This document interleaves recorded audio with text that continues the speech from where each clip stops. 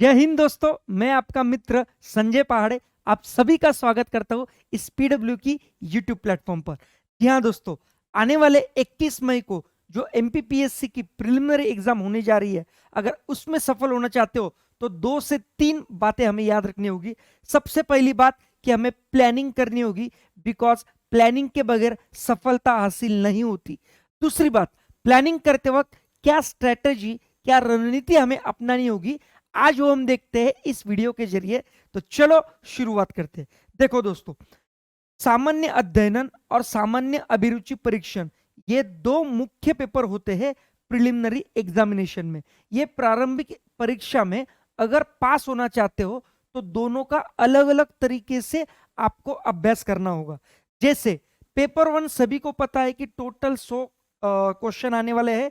एक question 2 mark को यानी 200 मार्क। तो इसमें कट ऑफ लगता है, मतलब इसमें जितने आपको मार्क्स मिलेंगे उसके जरिए आपका कट ऑफ तय होगा। दूसरी बात, जो पेपर 2 है वो क्वालिफाइंग नेचर का है, पर किस लिए? जिनको सिर्फ स्टेट सर्विसेज में जाना है। अगर आप फॉरेस्ट सर्विसेज के लिए अप्लाई कर रहे हो तो इसमें आपको क्वालिफाइंग नहीं होगा, सारे के सारे नंबर जुड़ेंगे आपके असली कट ऑफ के लिए। तो सब कुछ देखेंगे आज, तो शुरू हो जाइए। अगर आपने अभी तक पेन पेपर लेके नहीं बैठे तो जल्दी लेइए और शुरू कीजिए। ठीक है, चलो देखो, 2 से 3 बातें हैं।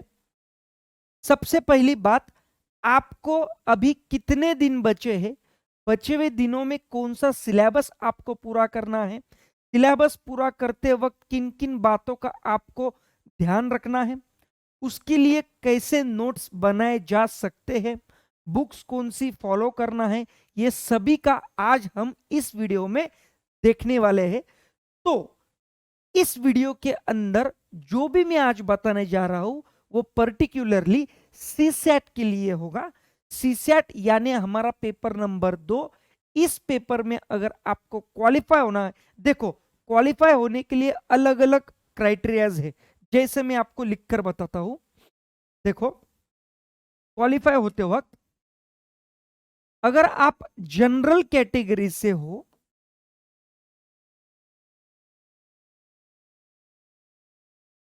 तो आपको मिनिमम 40%, ये मिनिमम क्राइटेरिया है कम से कम।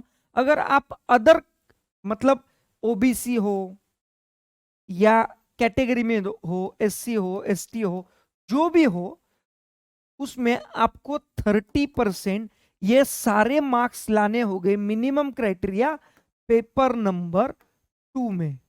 ठीक है, ये बात समझ में आई। आजकल का ट्रेंड देखकर ऐसा पता चल रहा है कि क्वालिफाई भी बहुत नहीं हो पा रहे विद्यार्थी, यानी कुछ कुछ एस्पायरेंट पेपर 2 में फेल होने के वजह से पेपर 1 में कितने भी मार्क्स लाए, हो नहीं पा रहा है। हमें क्या करना चाहिए, इस पेपर 2 को देखना चाहिए इस हिसाब से कि 2015 से 21 तक, मतलब टोटल हमारे पास 2015 से 21 यानी 15, 16, 17, 18, 19, 20 और 21, ऐसे टोटल 7 पेपर्स हमारे पास अवेलेबल है। इन सातों पेपर का हमने अगर विश्लेषण किया तो 2 से 3 बातें पता चलती है। सबसे पहली मोटा मोटी बात कि इसमें 4 फैक्टर्स, जैसे एक तो आपका गणित विषय आता है जिसे हम मैथमेटिक्स कहते हैं। दूसरा विषय आता है आपका रीजनिंग। तीसरा विषय आता है आपका कॉम्प्रिहेंशन।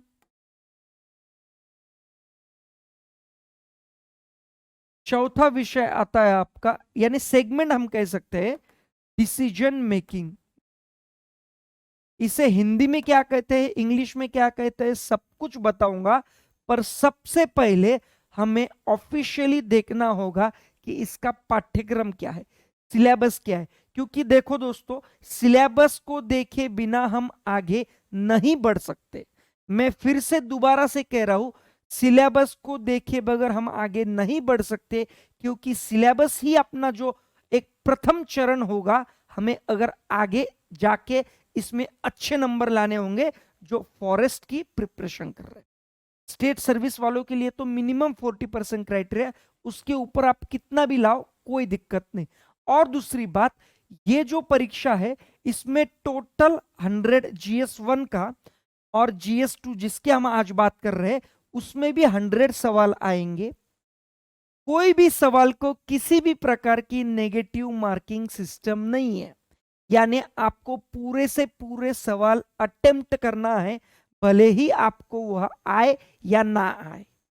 ठीक है, तो 2 से 3 बातें हमने अब तक जान ली कि इसमें 2 पेपर होते हैं। पेपर 1 GS का होता है, जनरल स्टडीज, जिसमें अलग अलग विषय होते हैं, उसके लिए अलग से वीडियो बनेगा। रही आज के लिए पेपर 2 की बात, जिसमें 100 सवाल आएंगे, 2 घंटे दिए जाएंगे। 100 सवाल के 100 सवाल हमको टिक करके आना है, क्योंकि नेगेटिव मार्किंग नहीं है, जिसमें मेनली 4 कंपोनेंट है, 1 2 3 4। अगर इसके अलावा आप 5वां डालना चाहते हो तो हिंदी बोल के डाल सकते हो, क्योंकि हिंदी का अलग से थोड़ा सा ग्रामर आपसे पूछा जाएगा और उस पे एक कॉम्प्रिहेंशन भी 2 से 3 पूछे जाएंगे। तो ऐसे टोटल 5 सेगमेंट में मैं इसको बाइफरेट कर सकता हूं। एक दूसरी बात, एग्जैक्टली इसका बाइफर्गेशन अगर किया जाए तो किस प्रकार के सवाल बनते हैं ये हमें देखना जरूरी है। पर उसके पहले हम एग्जैक्टली पाठ्यक्रम क्या होगा वो देखते हैं। चलो तो देखते हैं एग्जैक्टली पाठ्यक्रम क्या है।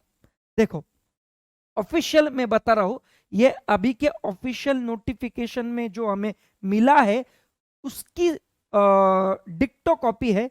तो जो भी आपको दिख रहा है ये सब ऑफिशियल पेजेस है। राज्य सेवा परीक्षा 2022 परीक्षा योजना एवं पाठ्यक्रम। तो इसमें मैंने पेपर 1 और पेपर 2 दोनों को बता रहा हूं, पर अल्टीमेटली हमें आज के इस सेशन में डिस्कस करना है पेपर 2 के बारे में। ठीक है, तो ये देखो मैं हट जा रहा हूं स्क्रीन से। 2 लेवल है। ठीक है, सबसे पहली लेवल प्रारंभिक परीक्षा, देन मुख्य, तीसरी लेवल साक्षात्कार यानी इंटरव्यू। अभी उसके बारे में बात नहीं करेंगे, अभी हम सिर्फ प्रारंभिक परीक्षा में भी पेपर 2 के बारे में बात कर रहे हैं। चलो, तो प्रारंभिक परीक्षा में वस्तुनिष्ठ प्रकार, इसमें हर एक को 2-2 घंटे दिया जाएगा, 200 अंक दिया जाएगा, 100 सवाल पूछे जाएंगे। हम इस पर आज फोकस करने जा रहे हैं। देखो, ये सब कुछ पढ़ लेना, सबको सब कुछ पता है, दोबारा से मैं इसमें टाइम वेस्ट नहीं करूंगा, सीधा। अच्छा, और एक बात, जो इंग्लिश मीडियम के हैं उनको कुछ कह देना चाहता हूं कि paper English as well as Hindi दोनों माध्यम में छपता है, पर कुछ कुछ सेगमेंट ऐसे हैं जैसे जहां हिंदी के कॉम्प्रिहेंशन होगा वहां सिर्फ आपको हिंदी ही मिलेगा। हिंदी के व्याकरण के कुछ सवाल होंगे वो सिर्फ हिंदी में ही करना है। ठीक है, डन डन डन। आगे ये देखिए विशेष। ठीक है, राज्य वन सेवा प्रारंभिक परीक्षा का पाठ्यक्रम भी राज्य सेवा प्रारंभिक परीक्षा का ही समान होगा, और राज्य वन सेवा में पूरे के पूरे नंबर यानी GS1 के प्लस GS2 के दोनों के नंबर मिलाकर को आपका कट ऑफ बनेगा। तो आपको CSAT में 100 सवालों में से 90 से ऊपर सवाल आपके सही आने चाहिए, अगर आपको हाई लेवल का कट ऑफ पार करना है फॉरेस्ट एग्जाम में। सिविल सर्विसेज में ऐसा नहीं है, मिनिमम ओपन कैटेगरी के लिए 40% है मिनिमम। ठीक है, मैक्सिमम आप 80% लाए, 70% लाए, कोई बात नहीं। पाठ्यक्रम देख लीजिए, ये GS1 का है। इतिहास, मध्य प्रदेश का सारा इतिहास, संस्कृति एवं साहित्य, इसमें सब पॉइंट्स है। मैं ये इसलिए आपको दिखा रहा हूं क्योंकि ऑफिशियली एक बार आप इसे देखना चाहिए। ठीक है, चलो नेक्स्ट, इसमें भारत का इतिहास भी शामिल होगा, मध्य प्रदेश का भूगोल शामिल होगा, उसके बाद विश्व का भूगोल भी है इसमें। ठीक है, फिर ये राज्य का संवैधानिक व्यवस्था, पॉलिटी की बात की गई है, अर्थव्यवस्था, इकोनॉमिक्स की बात की गई है। इंग्लिश में भी मैं इस पाठ्यक्रम को दे रहा हूं। अभी फिलहाल हिंदी वाले यहां आप एक तो रुककर स्क्रीनशॉट ले सकते हो, या बाद में भी वीडियो आपको मिलेगा एज अ रिकॉर्डिंग, तो आप उस वक्त लिख लीजिएगा। नेक्स्ट, भारत का संविधान, शासन प्रणाली एवं अर्थव्यवस्था, विज्ञान एवं पर्यावरण मतलब साइंस, जो बेसिक नेचर का आएगा जनरल साइंस, और पर्यावरण एनवायरमेंट, अंतरराष्ट्रीय एवं राष्ट्रीय समसामयिक घटनाएं, तो बहुत कुछ नहीं इतना डेप्थ में पूछा जाएगा, ऊपर ऊपर का करंट अफेयर्स बस आपको करना है। संवैधानिक आणि संस्था है, राज्य सेवा प्रारंभिक, ये पेपर 2 का सिलेबस है। आज हम इसके बारे में डिक्टो चर्चा करने वाले हैं, इन डिटेल इन डेप्थ में आपको सब कुछ बीट्स टू बीट्स बताने जा रहा हूं। एक ये रहा अभी तक का हिंदी में, अभी इसको इंग्लिश में देखते हैं, फिर वन बाय वन हम इस पर डिस्कस करेंगे। देखिए इंग्लिश में history culture and literature of Madhya Pradesh, उसके बाद history of India, geography of Madhya Pradesh, geography of world and India,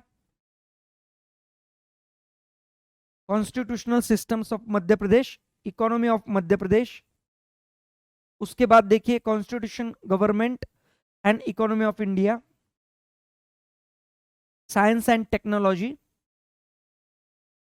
current international and national affairs, information and communication technology,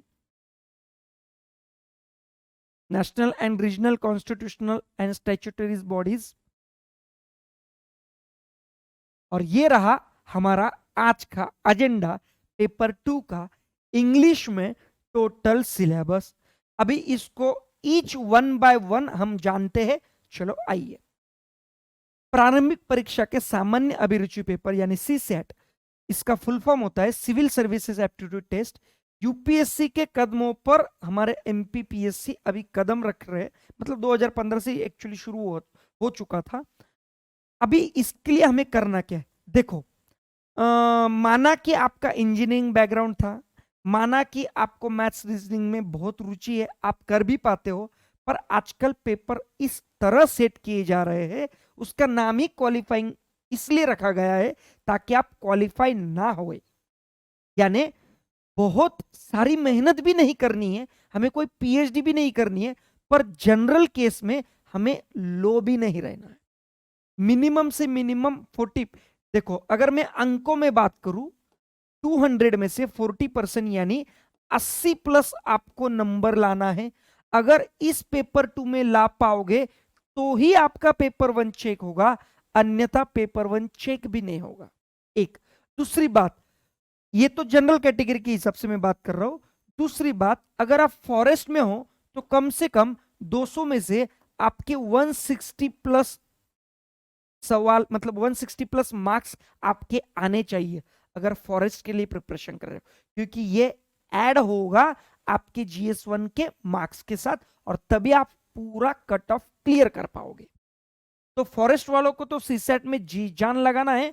रही स्टेट सर्विसेज की बात, तो उसमें आपको मिनिमम 40% यानी 80 प्लस मार्क्स लाना है।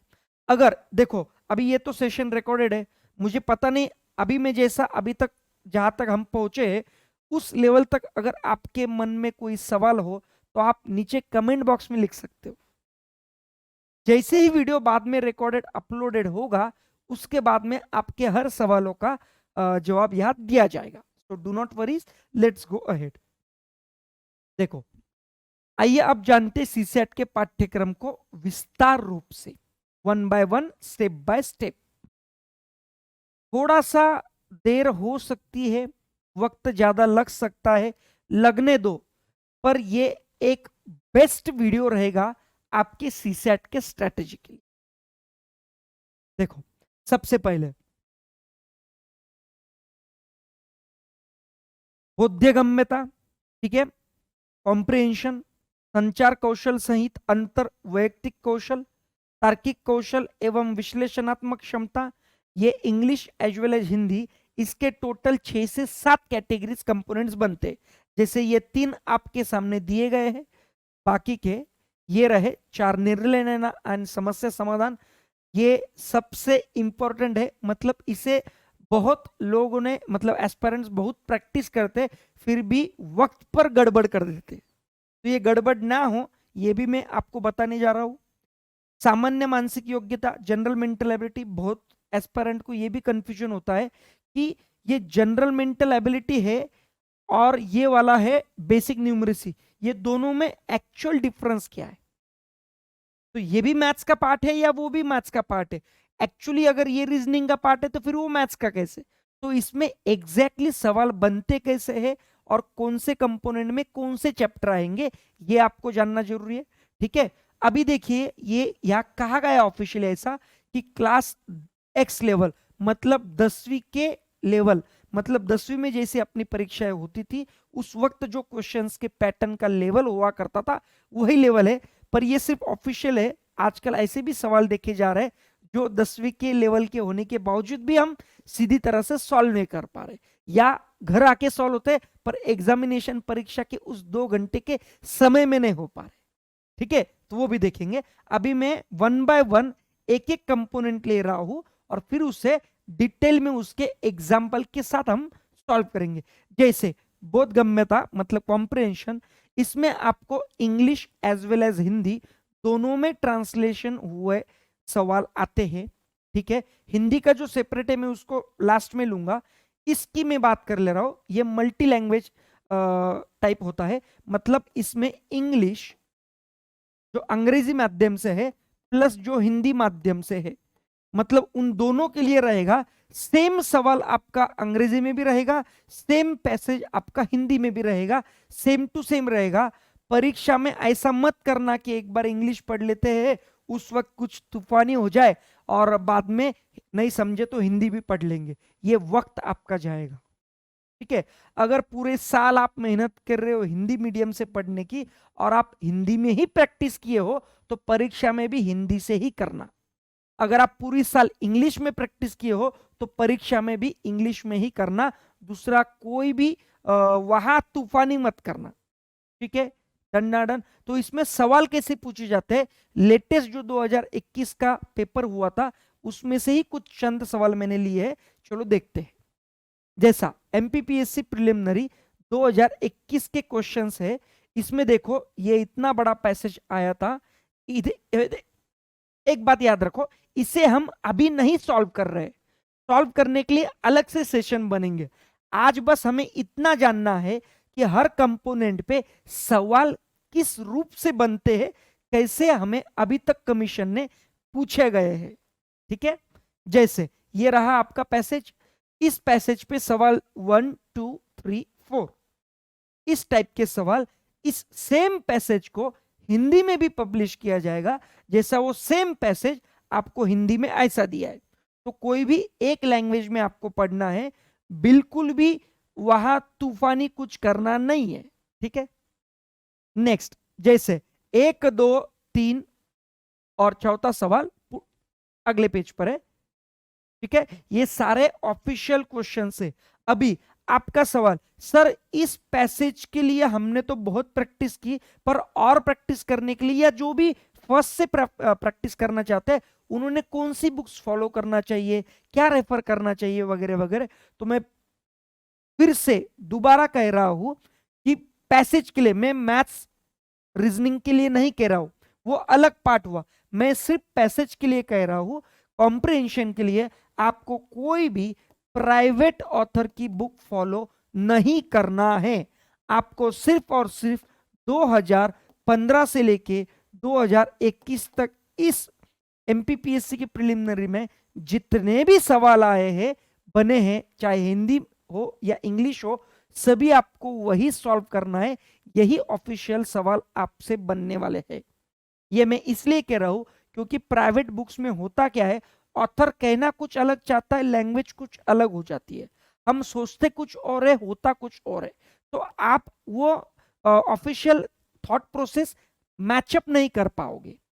हमें कमीशन कैसा सोचता है उस हिसाब से सोचना है। एक दूसरी बात, फिर और सर ये तो हमने पूरे सॉल्व कर लिए, ये तो रट गए हैं, हमें अभी और प्रैक्टिस करनी। तो देखो इसके, देखो हमें क्लियर कट यूपीएससी की तरफ ही जा रहे हैं। ठीक है, तो यूपीएससी में भी तो पैसेज होते हैं, वहां भी तो हिंदी और इंग्लिश में होते हैं।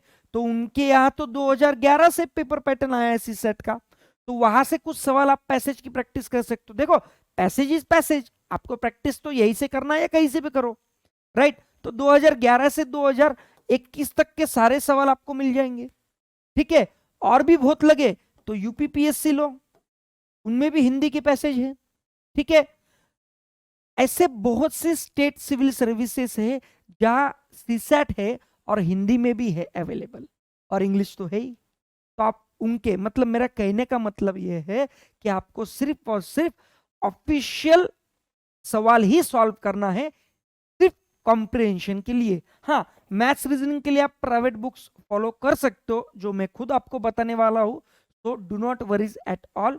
यहां तक आई होप कि किसी को कोई डाउट नहीं रहना चाहिए कि एटलीस्ट कॉम्प्रिहेंशन। हाँ, कॉम्प्रिहेंशन को सॉल्व कैसा करने का तरीके में सबसे पहले पैसेज पढ़ा जाए या सवाल पढ़े जाए, या सवाल के बाद पैसेज पढ़ा जाए, ये सब ट्रिक्स वो डिपेंड्स करेंगी जब मैं आपको रियल में पैसेज वाला सेशन लूंगा। तो दिल थाम के बैठिए, वो भी सेशंस आने वाले हैं।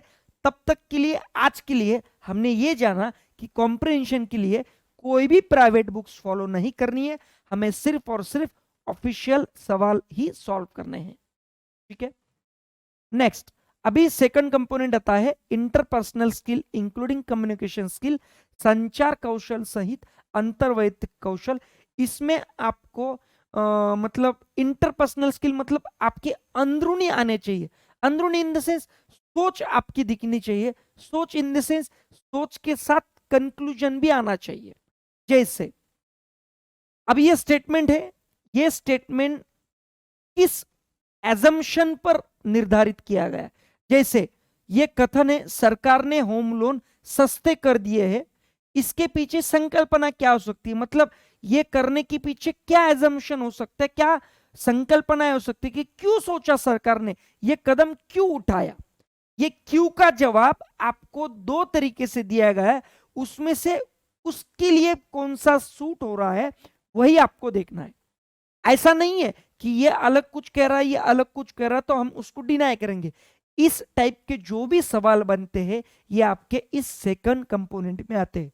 जैसा ये सवाल, ठीक है, कभी कभी यहां आपको एजम्पशन की जगह आर्गुमेंट भी आएगा, आर्गुमेंट की जगह कोर्स ऑफ एक्शन भी आएगा, कोर्स ऑफ एक्शन की जगह या कंक्लूजन भी आएगा। तो स्टेटमेंट के ये 3 से 4 अलग अलग मुख्य प्रकार पड़ते हैं, वो हम आने वाले समय में देखेंगे। आज की वीडियो में इसी टाइप का सेकंड सवाल देखो, ये भी एमपीपीएससी प्रिलिमिनरी 2021 का सवाल है। ठीक है, स्टेटमेंट दिया गया है, उसके बेस पे एजम्पशन है, एजम्पशन 1, एजम्पशन 2। इसमें आपको ऐसा करना पड़ता है कि अगर ये सही है तो इसको राइट करो, फिर दोबारा से सेकंड वाला अलग से पढ़ो, ये भी सही लग रहा है तो दोनों सही है तो फिर सी ऑप्शन। ऐसे भी हो सकता है पहला वाला गलत है, सेकंड वाला ही सही है तो उस वक्त बी ऑप्शन। ऐसा हो सकता है पहले वाला सही है दूसरे वाला गलत है, उस वक्त ए ऑप्शन। ऐसे भी हो सकता है कि पहले वाला भी गलत है दूसरे वाला भी गलत है तो फोर्थ ऑप्शन। तो इस हिसाब से आपको यह सॉल्व करना पड़ता है। इसमें हम एलिमिनेशन मेथड भी बहुत जगह फॉलो करते हैं, सिर्फ पेपर 2 में ही नहीं, जीएस 1 में भी आपको एलिमिनेशन मेथड बहुत मदद करेगी। ठीक है, वो एलिमिनेशन मेथड क्या होती है वो सब कुछ सिखाया जाएगा आपको। नेक्स्ट थर्ड हमारा कंपोनेंट आता है logical reasoning and analytical ability. इसमें सवाल तो पूछे जाते हैं पर वो हमें प्रैक्टिस करते वक्त, जैसे हम घर पर प्रैक्टिस करते हैं तो ऐसा लगता है कि इसके चैप्टर्स, नंबर ऑफ चैप्टर्स बहुत है, इसे प्रैक्टिस बहुत तरह से करनी पड़ेगी, पर ऐसा कुछ नहीं है। हर एक चैप्टर की अपनी एक ट्रिक्स होती है, कुछ मुख्य प्रकार होते हैं। अगर एक बार वो आप प्रकार समझ लो बस, उसके बाहर सवाल नहीं बनेगा। देखते हो कैसे है, देखो यहाँ कुछ आर्मी है, नंबर मतलब नाम दिया गया है, इसके कुछ कोड्स दिए गए हैं। अगर ये आर्मी जो शब्द है और ये कोड है, अगर इसके अंदर का रिलेशन हमें पता चल जाए तो सेम रिलेशन हमको इस वर्ड का इस दिए हुए ऑप्शन में से हर अंक का रिलेशन सेम सेम हमको ढूंढना है। ये कोडिंग डिकोडिंग के एक चैप्टर का सवाल है। दूसरा इसमें सेम दिया है ट्रेन, इस शब्द के लिए SPXEI, इसको सॉल्व करते वक्त अलग अलग टेक्निक है। बहुत से जन ऐसा टेक्निक करते हैं जैसे ए से यहां तक एम लिख दिया इस फॉर्मेट में, फिर एन आता है NOPQR, इसको उल्टे दिशा में Z तक यहां लिख दिया, इसको नंबरिंग कर दिया, ये 13 से 14 वगैरह ऐसा, ठीक है 26 तक। तो ये भी एक टेक्निक है। मतलब कोडिंग डिकोडिंग चैप्टर जब हम करेंगे तब आपको ये टेक्निक सिखाई जाएगी। यहां तक किसी को डाउट नहीं? नेक्स्ट देखो, अभी जैसा निर्णय लेना, ये सबसे मतलब ऐसा एक कंपोनेंट है जो सवाल तो 5 से 6 कभी कभी 10 भी सवाल पूछे गए, पर ये सवाल टाइम कंज्यूमिंग बहुत है। मतलब ये दिए इतने बड़े बड़े फॉर्मेट में दिए जाते हैं और इसके पीछे हमको सोचना भी पड़ता है। पर सबसे अच्छी बात इसकी ये है, अगर आप इस वाले सवालों को एलिमिनेशन मेथड से अगर सॉल्व करते हो तो सबसे बढ़िया और बहुत जल्दी ये सवाल टूटते हैं। जैसे यहां क्या गया कहा गया, देखो इंग्लिश और हिंदी दोनों में ये सवाल आते हैं, तो कोई प्रॉब्लम नहीं, हिंदी मीडियम वाले भी कर सकते, इंग्लिश मीडियम वाले भी कर सकते। बहुत से ऐसे भी एस्पिरेंट होते हैं जो यूपीएससी के साथ एमपीपीएससी की भी तैयारी कर रहे हैं, मतलब सेंट्रल की भी कर रहे हैं, स्टेट की भी कर रहे हैं। दोनों के लिए इंग्लिश लैंग्वेज प्रेफरेबल है, ठीक है। तो जैसे, जबकि प्लास्टिक की थैलियां पर प्रतिबंध लगा दिया गया है, परंतु आपका सब्जी विक्रेता उन ग्राहकों को मतलब वो दे रहा है थैलियां, तो आप क्या करोगे ऐसे वक्त? सबसे देखो, ये ऑप्शंस पढ़ने के पहले दिमाग में आपका आना चाहिए, ये देखो 2 से 3 बातें आपको ध्यान में रखना जरूरी है। पहली बात, हमें हमेशा न्यूट्रल डिसीजन लेना है, हमें एक्सट्रीम डिसीजन नहीं लेना है। एक्सट्रीम यानी एक तो उसको बोलेंगे कि हम मैं तेरे को पुलिस केस कर दूंगा या पुलिस को बता दूंगा वगैरह वगैरह, एक्सट्रीम हो गया। या दूसरा, तेरे को जो करना है कर, मेरे को क्या लेने देना। मतलब एक तो उसको 100% छूट दे दिया, एक तो उसको डायरेक्ट जेल में डालने की बात कर रहे हो। ये एक्सट्रीम केस हुआ। आप मीठा बोल के एक बार रिक्वेस्ट करके कर सकते हो, ये बीच का रास्ता हुआ। तो हमें हमेशा बीच का रास्ता लेना है। ऐसे 2 से 3 बातें, कुछ कुछ एक्सट्रीम वर्ड कैंसिल आउट करना है, गवर्नमेंट के हमें खिलाफ नहीं जाना है, हमारे इंडियन संस्कृति के खिलाफ नहीं जाना है। ऐसे 2 से 3 बातें होती है जो हम अगर याद रखें और उस हिसाब से एलिमिनेट करते जाए तो हम सीधे सीधा सही जवाब तक पहुंच जाते हैं। जैसे पहले क्या कहा गया है, जैसे हम ये अभी सॉल्व कर ही लेते, उनके उपयोग को रोकने के लिए उसे धमकाएंगे। धमकाना तो हमें नहीं है, फिर भी आगे क्या दिया है, और यह विफल हो जाए तो अधिकारियों को सूचित करेंगे। ठीक है, न्यूट्रल लग रहा है। सबसे पहले उससे बातचीत करेंगे, उसको बोलेंगे ऐसा नहीं करना है बेटा तुझे, फिर भी नहीं मानेगा तो अधिकारियों को सूचित करेंगे। अच्छा लग रहा है, पर उससे और कुछ अच्छा मिल रहा है। समस्या को अनदेखा, देखो ये तो यही कट हो रहा है, समस्या को अनदेखा ही करना था तो फिर ये एग्जाम दे ही क्यों रहे, हम ऐसे सवाल कर ही क्यों रहे हैं। ठीक है, पर्यावरण को दूषित करने के लिए उसके साथ लड़ेंगे ऐसा कुछ नहीं है। कागज की थैलियों या अन्य पर्यावरण अनुकूल विकल्पों को अपनाने के लिए उसे मनाने का प्रयत्न करेंगे, और अगर वह विफल हो जाए तो अधिकारियों को सूचित करेंगे। देखो, अधिकारियों को सूचित यहां भी कर रहे, अधिकारियों को सूचित यहां भी कर रहे, ये 2 ऑप्शन तो वैसे भी कट हो गए। ठीक है, पर पहले ऑप्शन में या धमकाना है जो एक्सट्रीम केस है, वो हम नहीं करेंगे। उससे अच्छा उसे मनाने का प्रयास करेंगे, ये ज्यादा बेहतर है। तो हम यहां आंसर ऑप्शन डी टिक करेंगे। इंग्लिश में भी वही दिया है। ठीक है, और एक सवाल देख लेते हैं। जैसे देखो, स्वच्छ भारत अभियान के तहत आपके गांव में कई शौचालयों का निर्माण किया गया है, परंतु कई ग्रामीण लोग शौचालय का उपयोग ही नहीं कर रहे। ठीक है, मूवी तो देखी होगी आपने, वो अक्षय कुमार की। ठीक है, कुछ नहीं करेंगे, सबसे पहले यही कट होगा ठीक है, उनके परिवार और पड़ोसियों की इनकी आदतों को बदलने के लिए दबाव डालने को कहेंगे। ठीक है, अच्छा लग रहा है। और देखते हैं, स्थानीय स्वच्छता अधिकारियों को शिकायत करेंगे, ये भी ठीक है। उन लोगों के साथ संवाद करेंगे कि वो शौचालय का उपयोग क्यों नहीं कर रहे, और उनके उपयोग से गांव को होने वाले लाभ के बारे में बताकर उन्हें मनाने की कोशिश करेंगे। ये सबसे बेहतर ऑप्शन लग रहा है। पर देखो, इसकी खासियत ये है ना दोस्तों, इसको पढ़ते वक्त ही आपको पता चल जाएगी कि एक्चुअली सही में जवाब क्या होना चाहिए। यही ऑफिशियल सवालों का एक खासियत होती है। यही प्राइवेट ऑथर अगर सवाल देता तो तुरंत आप पहचान जाते कि ये एलिमिनेट हो रहा है, एलिमिनेट हो रहा है। पर यहां ऑफिशियल मतलब कमीशन आयोग के सवालों को अगर आप देखना चाहोगे तो उसमें आपको ज्यादा मेहनत लेने की जरूरत नहीं होती है। तुरंत आप उसको कैचअप कर लेते हो। ठीक है, नेक्स्ट नेक्स्ट कंपोनेंट आ रहा है अपना जनरल मेंटल एबिलिटी। इसमें देखो सवाल कैसे बनते हैं।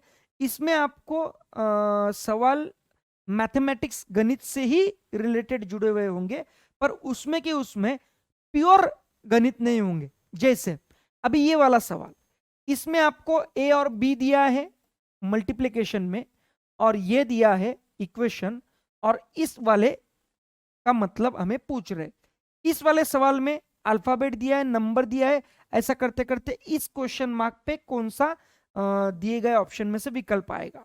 ठीक है, ये हमें दिख रहा है। मतलब इसमें रीजनिंग भी इंक्लूडेड है और मैथमेटिक्स का भी कुछ पार्ट इंक्लूडेड। ठीक है, और सवाल देखने देखो। अब ये बेसिक न्यूमरेसी, इसमें डायरेक्टली आपको गणित के सवाल है ऐसा दिखता है।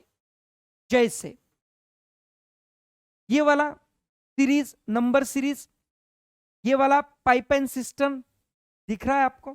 ठीक है, इंग्लिश और हिंदी दोनों में है, देख लीजिए। अभी हम इसे सॉल्व नहीं कर रहे। ठीक है, next, the sum of the present age, आयु पर सवाल है। A tailor has 37.5 metre of cloth, number system पर सवाल है। ठीक है, डायरेक्टली हम इसे पढ़कर देख सकते हैं कि यह गणित के सवाल है। अभी हिंदी भाषा में एग्जैक्टली इसका जो मतलब प्रश्न बनेंगे वो सिर्फ और सिर्फ हिंदी में बनेंगे। दूसरा, इसको इंग्लिश में कोई ट्रांसलेशन नहीं होगा। तो जो इंग्लिश में प्रिपरेशन कर रहे हैं उनके लिए इतना तो हिंदी आना बनता है कि वो 3 से 4 दिए गए पैसेज को सॉल्व कर सके, और उसके बाद थोड़ा बहुत ग्रामर का भी पार्ट आएगा, उसके भी सवाल देखते हैं। जैसे देखो, ये एक पूरा पैसेज दिया गया है जिस पर क्वेश्चन है। हाँ, इंग्लिश और हिंदी में जो दोनों लैंग्वेज में पैसेज आते हैं वो बड़े आते हैं मुकाबले इस वाले हिंदी के पैसेज से। ये हिंदी वाले छोटे छोटे आते हैं। तो इंग्लिश वालों इतना भी टेंशन मत लो, इतना तो आना मांगता है। ये रहा उस पे सवाल।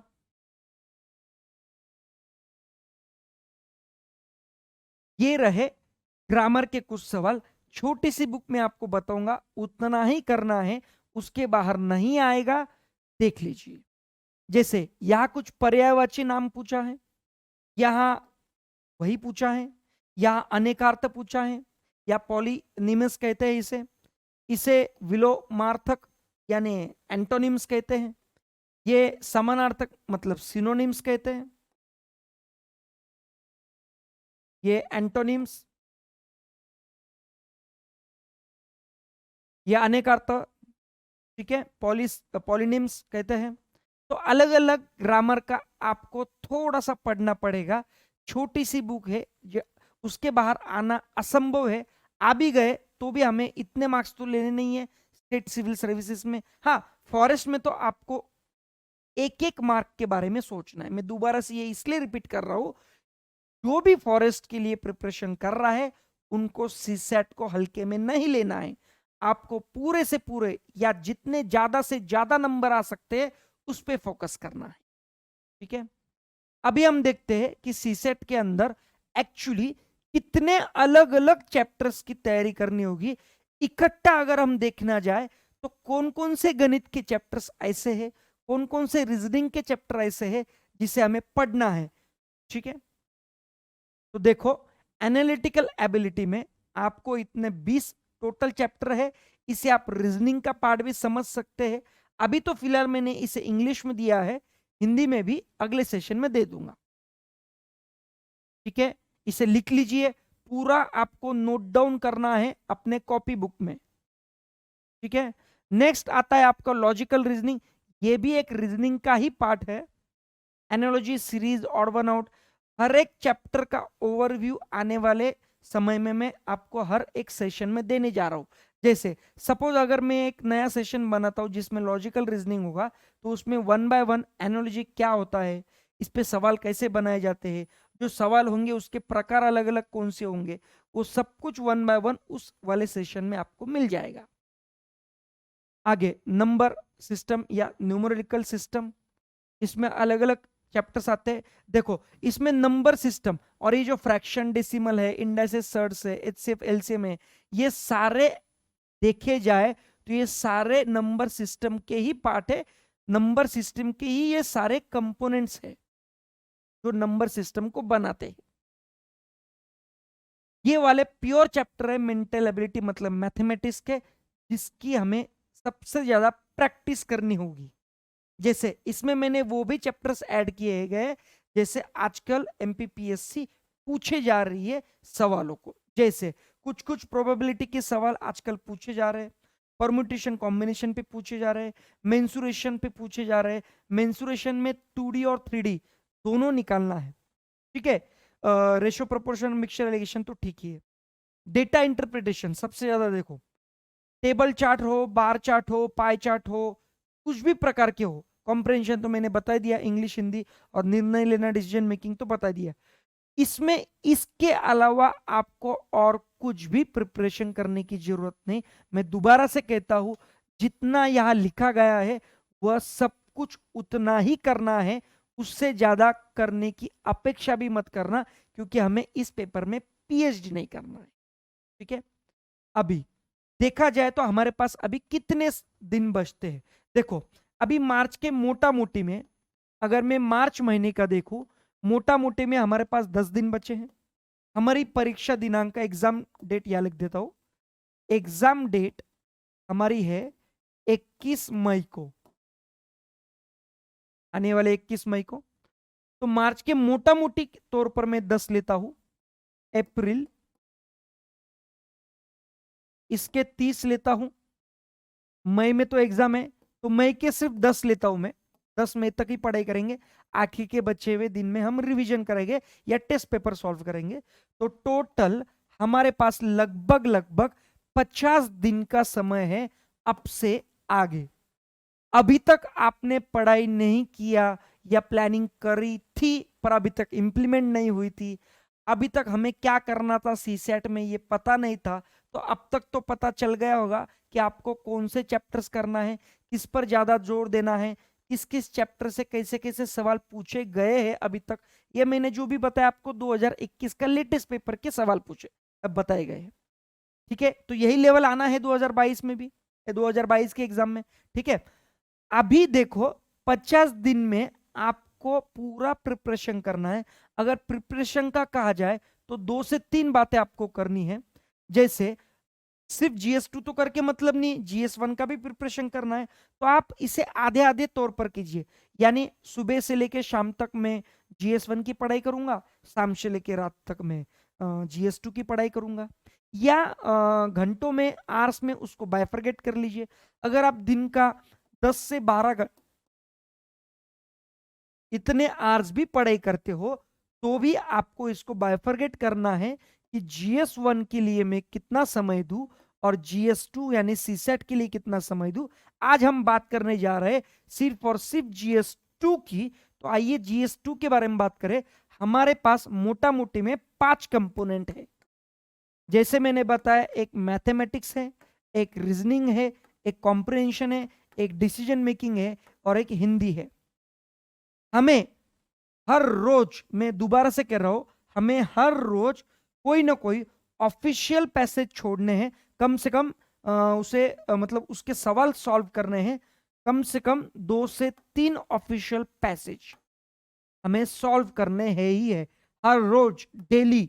एक भी दिन इसमें गैप नहीं गिरना चाहिए एक्सेप्ट संडे। संडे को आप एक काम करिए, सोमवार से शनिवार तक जो भी आप पढ़ते हो उसके रिवीजन के लिए ही संडे रखिए। संडे को कुछ भी नया नहीं पढ़ना है आपको, ठीक है।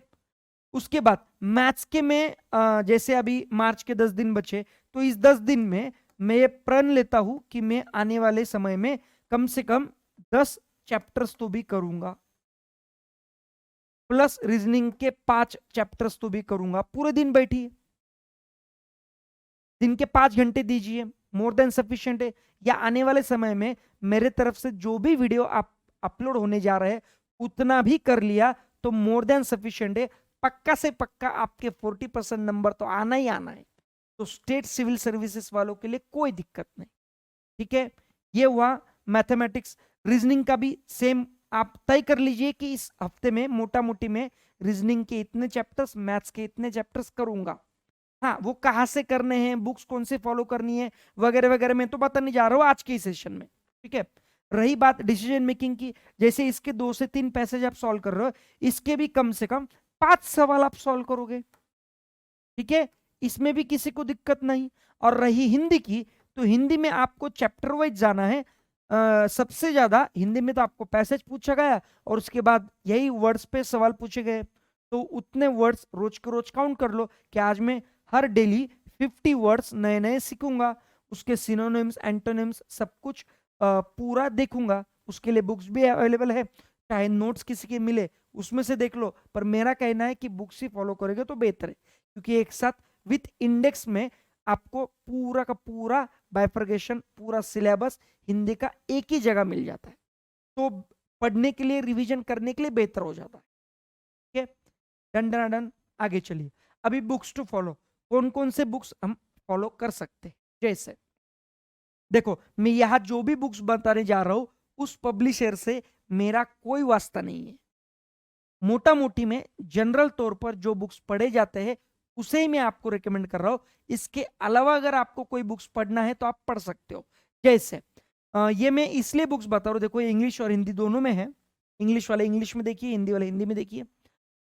आपको कोई भी ऐसी बुक लेनी है जिसमें पिछले 10 से 12 सालों का सारे ऑफिशियल पेपर प्रीलिम के, GS1 के हो GS2 के हो, दोनों आपको खरीदना है। जैसे इसमें सीसेट भी है और विथ आंसर से एक्सप्लेनेशन रहा, बुक में सॉल्व करके दिया है ऑथर ने, तो बहुत बढ़िया, वो वाला आप प्रेफर कर लीजिए। अगर कुछ नहीं मिले तो सीधा सीधा आपके अपने ऑफिशियल वेबसाइट पे भी आपको कमीशन के ऑफिशियल वेबसाइट पे सारे क्वेश्चन पेपर ऑफिशियली तौर पर मिल जाएंगे, वहां से आप डाउनलोड कर सकते हैं। या ऐसी डायरेक्टली बुक आती है, ज्यादा कुछ महंगी होती नहीं है, 200-300 रुपए तक आती है विद डिस्काउंट में, तो आप पूरे सवाल विथ ABCD एटलीस्ट आंसर तो दिए रहते हैं, भले एक्सप्लेनेशन दिया ना हो या हो। ठीक है, दूसरी बात, इसके साथ इंग्लिश वाले अगर मैथ्स रीजनिंग करना चाहते हो तो RS अग्रवाल से बेहतर बुक कोई नहीं है। मार्केट में और भी है, आप चाहे तो उनमें से कर सकते हो, पर मोटा मोटी तौर पर जनरली इसे ही फॉलो किया जाता है। इवन UPSC वाले भी इसे ही फॉलो करते, तो मेरा एक सजेशन रहेगा, सुझाव रहेगा कि आप इसे ही फॉलो करें। ठीक है, वर्बल नॉन वर्बल रीजनिंग के लिए ये, क्वांटिटेटिव एप्टीट्यूड मतलब मैथमेटिक्स, और ये लॉजिकल रीजनिंग के लिए ये तीनों ही RS अग्रवाल के सुल्तान चंद पब्लिकेशन इंग्लिश मीडियम में है। हिंदी वालों टेंशन मत लेना, आपके लिए सेम बुक हिंदी में भी अवेलेबल है, सेम RS अग्रवाल, तर्क शक्ति परीक्षण, verbal non verbal reasoning and सरल अंक गणित RS अग्रवाल की है। इसके साथ RS अग्रवाल की नई बुक मार्केट में आई है, जो भी आपको इसके एडिशन मिलती है आपको नई लेनी है। तो ये डेटा इंटरप्रिटेशन, वैसे देखा जाए तो एका दुक्का सवाल आ सकता है डेटा इंटरप्रिटेशन, अगर किसी को बहुत ही इच्छा है कि मैं डेटा इंटरप्रिटेशन को बहुत अच्छी तरह से करूं। ठीक है, ये निरीक्षण के सवाल होते, तो ये आंकड़े बेस पर आता है, कभी अल्फाबेट बेस पर आता है, कोई इंफॉर्मेशन बेस पर आता है।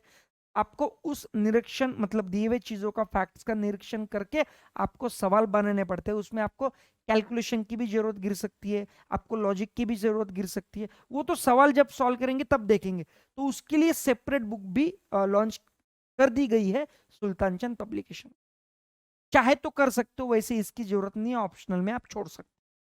ठीक है, अब ये सब कुछ होने के बाद भी अगर आपको, अच्छा हाँ, और एक देखिए, पहले हिंदी के लिए बुक लुसेंट की बुक सफिशिएंट है, और भी बुक मार्केट में बहुत से अवेलेबल है, आपको जो चाहिए वो आप लीजिए, पर कोई भी सिंगल बुक फॉलो कीजिए। मैं ये भी पढ़ लूँ वो भी पढ़ लूँ ऐसा बिल्कुल मत करना। एक ही बुक को 10 बार रिवाइज करो, उसे ही फॉलो करो। हिंदी के लिए इतना सफिशिएंट है, ये प्रीवियस ईयर पेपर्स देख लो, उससे आपको पता चल जाएगा।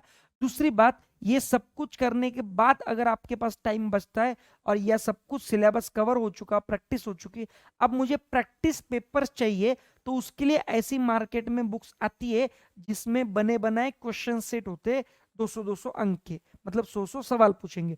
GS1 के अलग आते, GS2 के अलग आते। तो जैसा मुझे अग्रवाल एग्जाम, ये देखो इनसे मेरा कोई लेने देने नहीं है, एक बुक मैंने बस अमेजोन पे देखा, आपसे शेयर कर रहा हूँ। जैसे इसमें देखो सामान्य अध्ययन एवं एप्टीट्यूड टेस्ट दोनों दिए गए हैं, 20 मार्क्स मतलब 20 पेपर्स है, इसमें मॉक पेपर्स है, 20 GS1 के है, 5 GS2 के है मॉक पेपर्स, मॉक टेस्ट। तो आप ऐसे, आपको कोई पर्टिकुलर प्राइवेट और भी कोई टीचर्स हो गए या क्लासेस हो गए, कोचिंग हो गए, उनके भी कुछ सवाल मिलते हैं, टेस्ट सीरीज मिलती है, आप ज्वाइन करना चाहते हैं ज्वाइन कर सकते हैं, कोई दिक्कत नहीं। बस मेरा कहना सिर्फ ये है कि पूरा सिलेबस अगर आपका हो चुका है, पूरा पढ़ लिए हो, 2 से 3 बार रिवीजन हो चुकी है, तभी आपको ये करना है। आधा ही सिलेबस पढ़ चुके हैं और आधे में ही पूरी कॉम्प्रिहेंसिव टेस्ट दे रहे हो तो नहीं होगा। दो बातें हो सकती है, एक तो आपका उसमें अच्छा अच्छा ठीक ठाक नंबर आएगा, वो आया तो ठीक, पर अगर ठीक ठाक नहीं आया और कम आया तो डीमोटिवेट होने के चांसेस ज्यादा है। और आने वाले 50 दिनों में आपको बिल्कुल डीमोटिवेट नहीं होना है। दूसरी बात, घर, रिश्तेदार, दोस्त वगैरह सब कुछ भूल जाओ। ये आने वाले 50 दिन आपकी जिंदगी बनाने वाला है, मतलब ये जिंदगी बनाने के लिए गोल्डन पीरियड है आपका।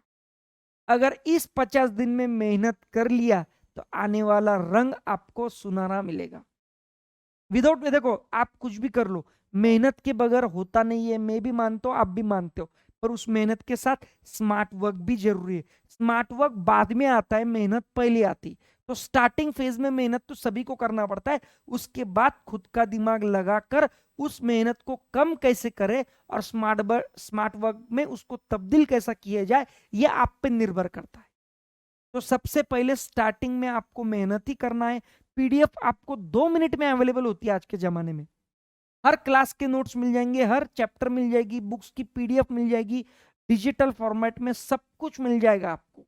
इवन फिजिकल फॉर्मेट में बुक्स अलग अलग पब्लिकेशन की मिल जाएगी, सब कुछ मिलेगा आपको, कोई फायदा नहीं उससे जब तक आप खुद से वो चीजें लिखे ना, जब तक आपके हैंडराइटिंग में वो चीजें ना आए, तब तक ये आपके जहन में जाना है ही नहीं। ये नियम है, ये प्रकृति का नियम है। जब तक उस चीज को आप खुद के हाथों से नहीं लिखोगे तब तक नहीं होगा मेरे दोस्त, ये आप समझ लीजिए। ये नियम कुदरत के बने हैं जिसे हम नहीं बदल सकते। तो आपको करना क्या है, सबसे पहले जैसे मैंने बताया, आपको पहले प्लानिंग करनी है कि आपको करना क्या है। प्लानिंग करते वक्त स्ट्रेटेजी बननी है कि कितने दिन मेरे पास बचे हैं, उसके हिसाब से मेरे पास सिलेबस कितना बढ़ा दिया गया है, सिलेबस में कितने कितने चैप्टर्स आते हैं, उसमें मुझे मेरे लिए स्ट्रॉन्ग चैप्टर्स कौन से हैं जो मुझे एक बार दो बार पढ़ने से ही अच्छे से सवाल आते हैं, मेरे लिए मीडियम टाइप के चैप्टर्स कौन से हैं और मेरे लिए हार्ड लेवल के चैप्टर्स कौन से हैं।